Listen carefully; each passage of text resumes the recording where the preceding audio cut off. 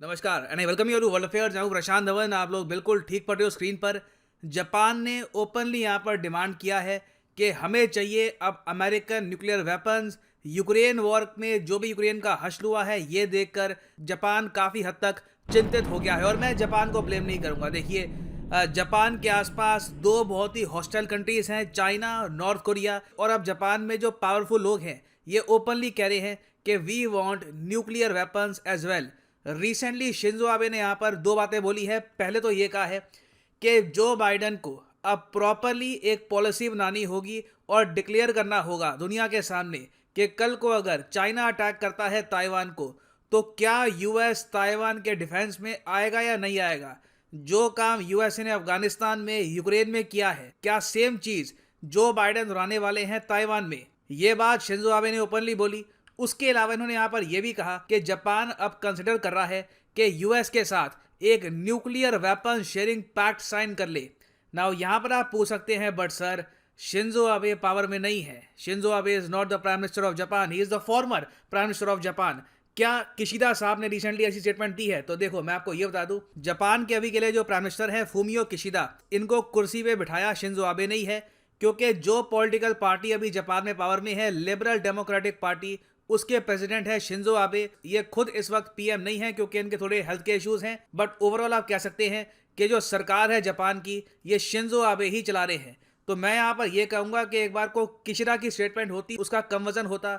Shinzo Abe ने जब openly यहाँ पर डिमांड करी है कि यूएस के न्यूक्लियर वेपन्स जापान के पास भी होने चाहिए, न्यूक्लियर वेपन शेयरिंग पैक्ट होना चाहिए, तो इससे आप समझ लीजिए ईस्ट एशिया की जियोपॉलिटिक्स कंप्लीटली ट्रांसफॉर्म हो जाएगी आने वाले कुछ समय में। नाउ शिंजो आबे किस बात को लेकर चिंतित है, यूएस की पॉलिसी अभी है क्या ताइवान को लेकर, सब कुछ मैं आपको समझाऊंगा बहुत ही सरल भाषा में। मगर आगे बढ़ने से पहले आपसे एक क्वेश्चन पूछूंगा कि जो सेनकाकू आइलैंड्स हैं उनको लेकर किन देशों के बीच में विवाद है। कौन कौन से देश क्लेम करते हैं सेनकाकू आइलैंड्स को? Option A Japan China, option B North Korea Japan China, option C Japan North Korea, या फिर option D Russia and USA. Comment section में करिए उत्तर, सही आंसर आपको मिलेगा वीडियो के एंड में। ओके, तो रिसेंटली इस पर बहुत से आर्टिकल्स पब्लिश हुए हैं। शिंजो आबे ने ओपनली ये कह दिया है कि NATO like nuclear weapon sharing इनको अब चाहिए।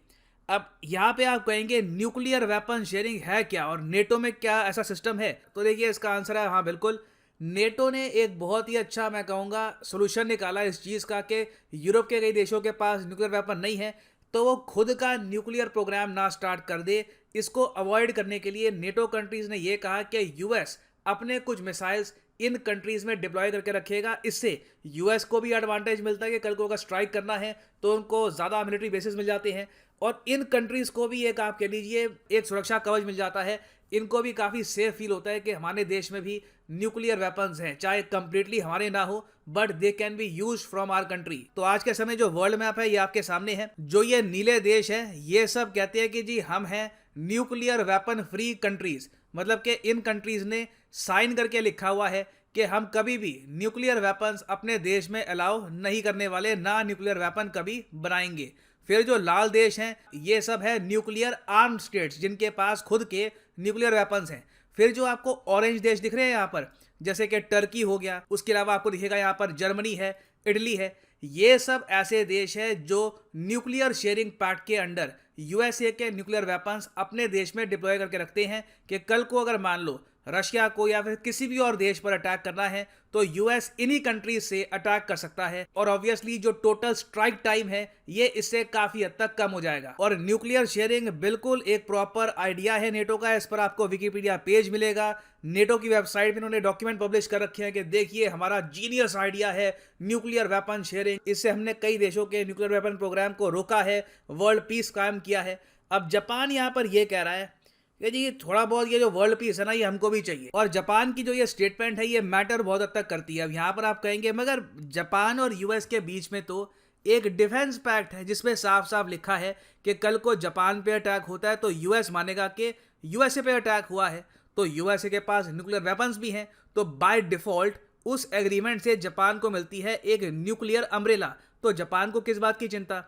देखिए जापान को चिंता इस बात की है कि यूएस आज के समय बहुत ही ब्लंट लैंग्वेज में अगर मैं आपको बताऊं तो एक बहुत ही दोगला देश बन चुका है, बोलता कुछ है करता कुछ है। तो जापान के जो डिफेंस एनालिस्ट हैं उनका सबसे बड़ा डर ये है आज के समय कि कल को अगर मान लीजिए नॉर्थ कोरिया ने जापान पे न्यूक्लियर मिसाइल दाग दिए, कोई बड़ी बात नहीं है, डेस्परेशन में आकर जापान को अटैक कर दिया न्यूक्लियर वेपन से, उसके बाद जापान ने जब यूएस की तरफ देखा और कहा कि चलो बदला लो, हमारा अटैक करो इन पर, तो अगर यूएसए ने कह दिया कि नहीं हम अभी ये नहीं करेंगे, हम सैंक्शन लगा देते हैं नॉर्थ कोरिया पे, तो जापान क्या करेगा? फिर दूसरी बात यहाँ पर ये भी आती है, जो ये पूरा एग्रीमेंट है डिफेंस पैक्ट का, ये कुछ हद तक अवेंजर्स मूवी जैसा है। आपने देखी है मूवी? अवेंजर्स मूवी आती है, बहुत सारे उसके पार्ट्स आ चुके हैं, और अवेंजर्स का आप अगर बेसिक फंडामेंटल फॉर्मूला देखोगे तो ये है कि पहले वो डैमेज को रोक नहीं पाते, डैमेज हो जाता है, मगर फिर बाद में वो बदला लेते हैं। They are the avenger. तो जापान भी यहाँ पर ये सोच रहे हैं कि ये एग्रीमेंट भी अपने आप में अजीब सा है। इसमें साफ साफ यही लिखा है कि पहले जापान पे जब अटैक होगा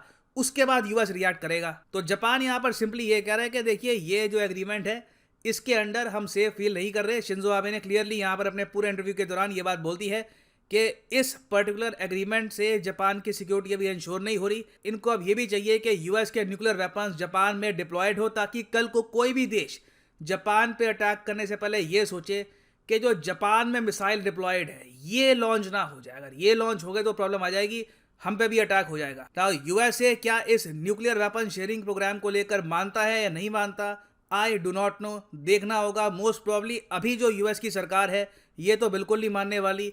इसके लिए कोई एक विजनरी, एक मैं कहूँगा कुछ हद तक रोनाल्ड रेगन जैसी पर्सनालिटी वाला यूएस प्रेसिडेंट चाहिए होगा यूएसए को, तभी ये लोग कुछ कर पाएंगे। नहीं तो अभी के लिए जो बाइडन है he is a weak president. ये मुझे लगता नहीं है कि जापान की जो यहाँ पर बात है इसको समझ पाएंगे और ये कुछ एक्शन भी लेंगे इस चीज़ को लेकर ना। फिर जापान ने यहाँ पर एक और बात ये भी बोली है, शिंजो आबे ने ओपनली बात यहाँ पर ये भी बोली कि यूएस को अब जो अपनी एम्बिग्यूटी है ताइवान के डिफेंस को लेकर ये छोड़ देनी चाहिए और ओपनली बोलना चाहिए दुनिया को कि ताइवान पे अगर अटैक हुआ तो बिल्कुल यूएस इन्वॉल्व हो जाएगा। नहीं तो इससे पहले आप अगर देखो तो यूएस की जो पॉलिसी है ताइवान को लेकर ये फ्लिप फ्लॉप वाली रही है।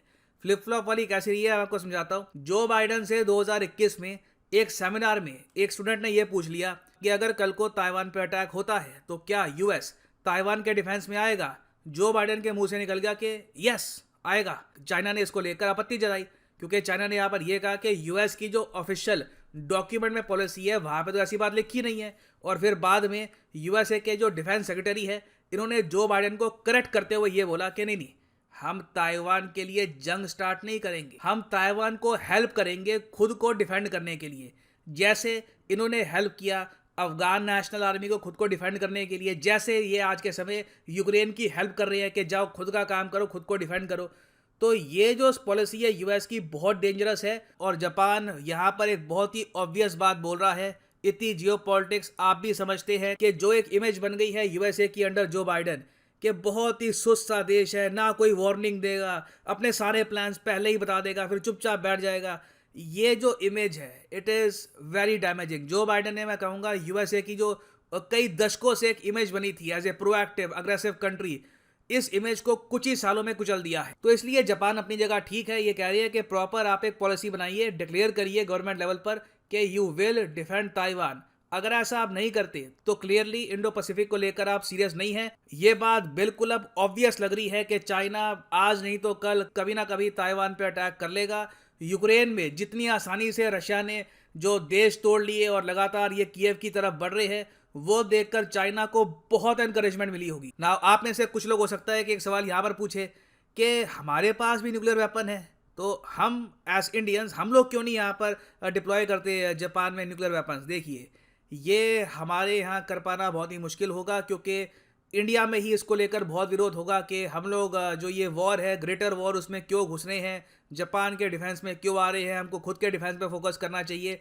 तो इंडिया में वो विजन नहीं है। मैं यहाँ पर कहूँगा कि सरकार की काफ़ी आलोचना होगी इंडिया में ही अगर भारत ऐसा स्टेप उठाने की कोशिश करता है। बाकी देखिए ऑब्वियस ही बात है अगर हम ऐसा कर लेते हैं इससे बढ़िया क्या बात होगी। एक जापान जैसी मेजर इकोनॉमी को हम लोग प्रॉपर न्यूक्लियर सिक्योरिटी प्रोवाइड कर रहे होंगे। It will be a game changer. But unfortunately लगता नहीं है कि इंडिया इस इशू के बारे में ज़रा सोचेगा और इस पर स्टेप भी लेगा ना। यहाँ पर मैं आपसे एक क्वेश्चन जरूर पूछूंगा कि क्या आप मानते हैं कि जापान की जो डिमांड है in front of the US ये ठीक है, या फिर आप मानते हैं कि नहीं, जापान को कोई हक नहीं बनता ऐसी डिमांड रखने का, जापान को अपना डिफेंस खुद देखना चाहिए? लिखिएगा इसके बारे में कमेंट सेक्शन में, मैं जानना चाहूंगा आपके थॉट्स। नाउ वापस आते हैं अपने एमसीक्यू की तरफ।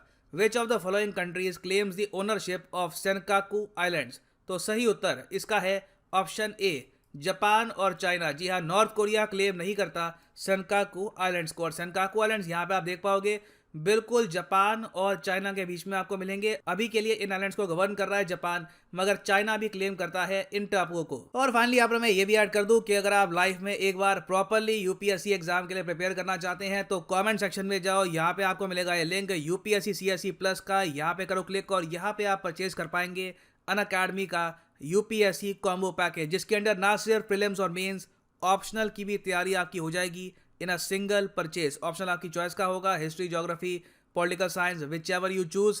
सिंपली यहाँ पे आपको क्लिक करना है पिक ए प्लान पर। और अगर आपके पास अभी टाइम है, 2-3 साल का टाइम है, आराम से 2024-25 में एक प्रॉपर अटैम्प्ट देना यूपीएससी का, तो जो 36 महीने का कोर्स है ये भी आप कर सकते हैं परचेज। मगर जो प्राइसेस यहाँ पर लिखे हैं, you do not have to pay these prices. Simply यहाँ पे कोड यूज करो PD10 and the prices will start falling. तो यूज करिए यहाँ पर code PD10 and save money. So इसी नोट के साथ ये है वीडियो का अंत। Thank you for listening and as always God bless you all.